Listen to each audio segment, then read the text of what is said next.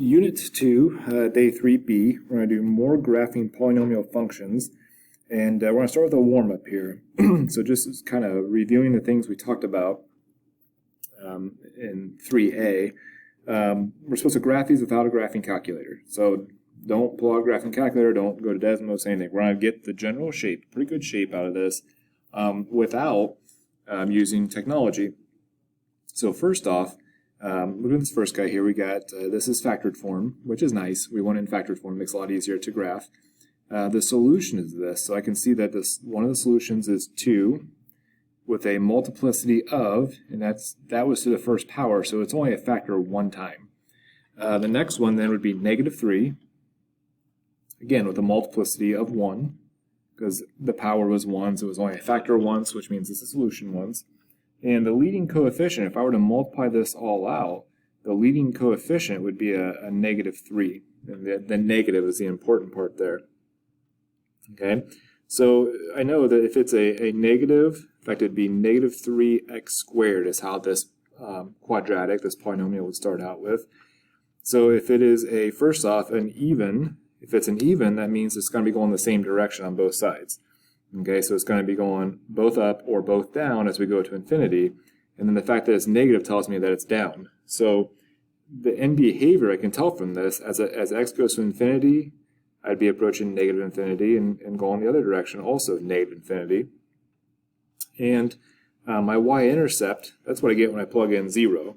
So in this case, if I plug in 0, I'd have -3 times 0 minus 2 times 0 plus 3.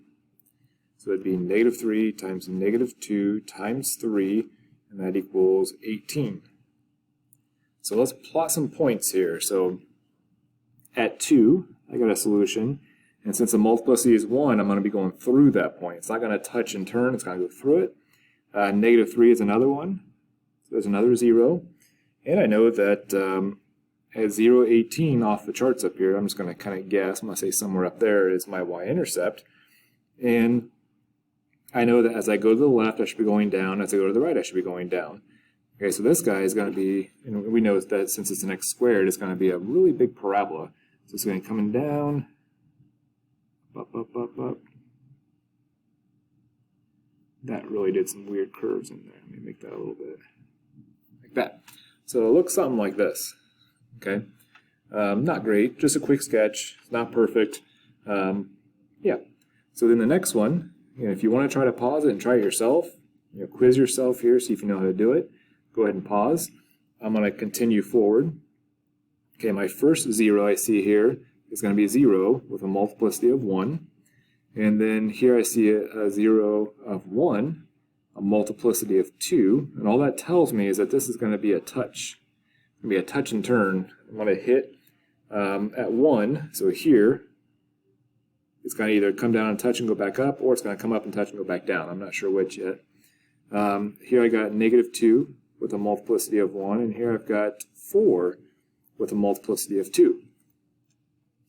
My leading coefficient then here, if I multiply all this out, first off, if I multiply all out, I have a -2 and then be x, let's see, so it'd be 1, 2, 3, 4, 5, 6, be x to the 6th. Okay, but the leading coefficient is -2, and negative is the important part there. So it's an x to the 6th, which means it's an even exponent, means it's going to have the end behavior is going to be the same. They're both going to be positive infinity or both be negative infinity. It's a negative, so it's going to be negative infinity going both ways. So it'll be negative infinity, negative infinity. If I plugged in 0, where's it crossing the y-axis? This is kind of funny how it works, but right here I plug in 0 there, the whole thing's wiped out, and it's 0. So if I plug in 0 for that x, everything gets wiped out. So 0, 0.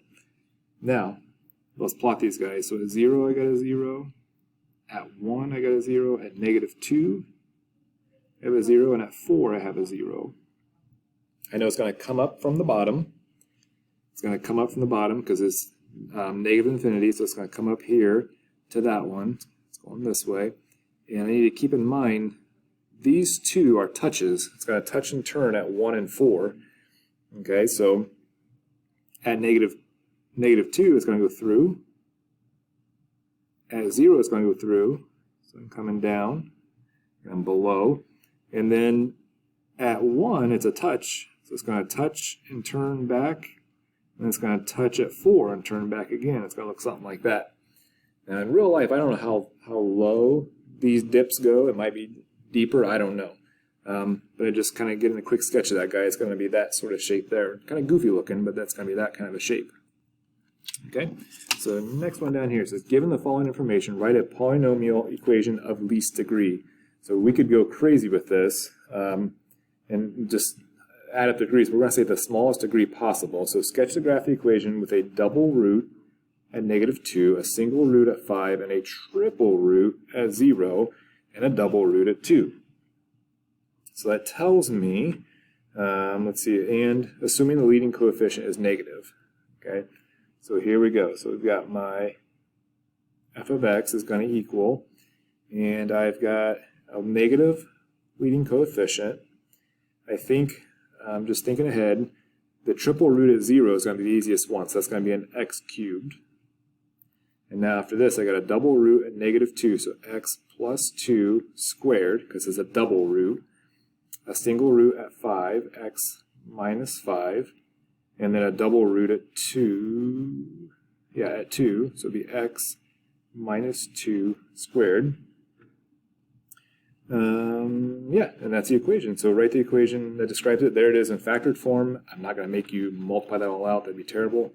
If I wanted to graph it over here, if you wanted to kind of get a quick sketch of that, it has a double root at -2. That means it's going to touch. Has a single root at 5. Let's go through. A triple root at 0. And a triple root is going through because it's odd. And a double root at 2. Okay, so let's see here. So double root -2. Oh, and then if I want to know, am I coming up to the first one or coming down to the first one? So it is negative. If I multiply this all out, 3, 4, 5, 6, 7, 8, it'd be a negative x to the 8th. If I multiply all that out, it's going to start with a negative x to the 8th. So that means same direction. So it's going to be both up or both down, and this one would be both down. So it's going to come up through this one. Again, -2 is a double root. Okay, so that means it's going to be a touch. It's going to come up, touch it, and turn. 0 is a triple root. That's odd. It's going to act the same as a single root, so it's going to go up through it. And then at 2 is a double root, so it's going to touch and turn, touch and turn. And then at 5 is a single root, so it's going to go back down through it. It looks something like that.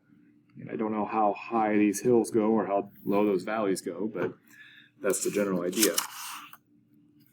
Now just using this right here, again, when I say least degree, because this is a touch. So I could say that that's a double root. You could say it's a quadruple root.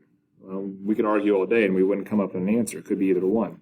So we're just going to say the least degree. We're going to say that the lowest it could be. So if I'm writing my equation here at 1, 2, 3, so at -4, so I got x plus 4, it went through it, so it's got to be an odd power. The lowest is a 1.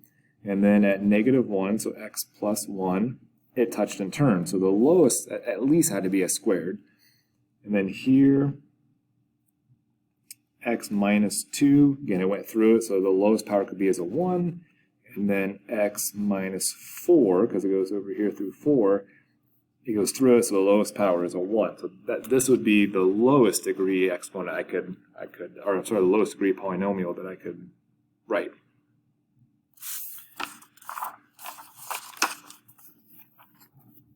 Number 3, write a polynomial equation in standard form.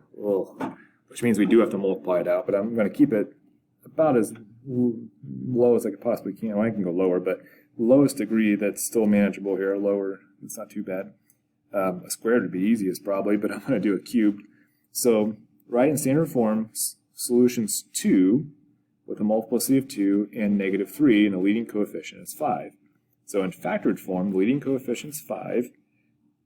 2 is a root. That means x minus 2 is a factor. Multiplicity of 2 means squared. And then if -3 is a factor, is a root, that means x plus 3 is a factor. That's standard form. Now I got to multiply it all out. So I'm going to square this. Remember, when you square this, it's x minus 2 times x minus 2. That's not just x squared plus 4. You've got the linear term in the middle, so outer times inner. So it'd be a minus 4x in the middle. And now I'm going to distribute all this, so I'm going to multiply all this stuff out. So I got 5 times. I got x squared times x is x cubed. X squared times 3 is 3x squared. Negative 4 times x, no, negative 4x times x is negative 4x squared. Minus 12x plus 4x plus 12. Let's see here. So I'm going to add up like terms and multiply. So there's only one x cubed, so 5 times x cubed would be 5x cubed. My x squareds, is that right? Let's see. So this would be a negative 1x squared times 5 would be negative 5x squared. Then the x's, this would be a negative 8 times 5 would be negative 40x. And then the 12 times 5 would be 60. So I'm kind of 2 steps in one there. I combine like terms and multiply by 5. Let's see here. So table shows the number of Girl Scouts in thousands. So these are thousands, 231,000, 253.3 thousand. Find a polynomial model for the data. So then estimate. So we're going to try to do some regression here and try to find the best fit polynomial for this. And I would start out with, I think it's just easier to do, make this a 0, 1, 2, 3, 4, 5, 6, and 7. So we'll just do years since 1989 as our x. And if I put all that data in the calculator, I got this right here. And let's take a look at it first and see, what exactly does it look like? Does it look like, because it says polynomial model, so it could be a cubic, a quartic, you go on and on. It looks like it kind of does a cubic, sort of a cubic look. So let's do a cubic and see if it definitely, we could do more and say that it's actually coming down, but think about, I don't think that's how the Girl Scouts, the numbers worked. It's not like it dropped to 1989 and then went back up. I think it's growing, kind of flattened out. Maybe they did some sort of campaign here where they pushed for more Girl Scouts and it went on from there. Okay, so let's do the regression. So we're going to stat over to calc. We're going to try cubic regression. L1, L2. And I'll store this. And I'm going to write this down. And that's a pretty good R squared there. And if I just, again, quickly take a look at the graph, make sure I'm pretty close. That's pretty good. So now let's predict. Okay, so we're supposed to predict about the year 2000. So that means if I'm going to do the year 2000, that's 11 years after 1989. So I'll have to zoom out a little bit here, I think. So I'm going to change my window to, I'll put 12 here because I want to know what 11 is. I'm going to graph this guy. When it gets done here, I'm going to graph it. I'm going to go to trace. Hopefully, well, it might be off the screen still, but let's see. So trace 11. Make sure you're on the graph 11. And it's 772.29. 772.29. That's thousands. So you say 772,029, 290 Girl Scouts. Okay, now Fred, Alina, Michael, and Diana enjoy roller coasters. Whenever a roller coaster opens near their town, they try to be among the first to ride it. The brochure says that for the first 10 seconds, you can follow this function, because what brochure doesn't have the mathematical function that you can follow for the roller coaster? I mean, every roller coaster I've ever looked at has this. Not really. Where t is the time in seconds. So classify the polynomial by degree and by number of terms. So by degree, that's a cubic. And then the number of terms here has 3 terms, so that's a trinomial. Trinomial. Remember, 2 is binomial. 1 would be a monomial. After that, it's a polynomial of 4 terms, polynomial of 5 terms. Find the height of the roller coaster at 1. So at t equals 1. Explain why this is a mistake. Okay. Find the height. So explain why this makes sense. I'm sorry, not a mistake. Why this makes sense. So if I do h of 0, I'm going to plug 0 in. Well, if you look at all the terms, that has a t in it, that has a t in it, that has a t in it. So that's going to be 0. Why does that make sense? That's where you get on the roller coaster. So it should have a height of 0, because if it's a height of 10, I have to hop up on the roller coaster. That doesn't make sense. I understand that a lot of roller coasters have platforms, but we're going to pretend for now. Find the height of the roller coaster 9 seconds after the ride begins. So that's h of 9. And if you plug that in the calculator, 0.3 times 9 to the third minus 5 times 9 to the second plus 21. 21 times 9. That'll give you 2.7 feet. Okay, so it must be you're almost, the 10 seconds almost up. You're back down to 2.7 feet. Doesn't mean the ride's almost over. That's almost the end of the domain. Now h of 60. Evaluate this. H of 60. It says keep in mind that Mount Everest is 29,000 feet tall. If I plug in 60, I actually get 48,060 feet. That doesn't make sense, right? Why not? That's what it said. The roller coaster follows this function. Well, what it is that function is only good when t is between 0 and 10. It says the domain for the first 10 seconds, my domain is between 0 and 10. After that, it doesn't follow that. Okay, there must be a different function that it follows. So we got to be careful and make sure we don't use numbers outside of what the function is good for.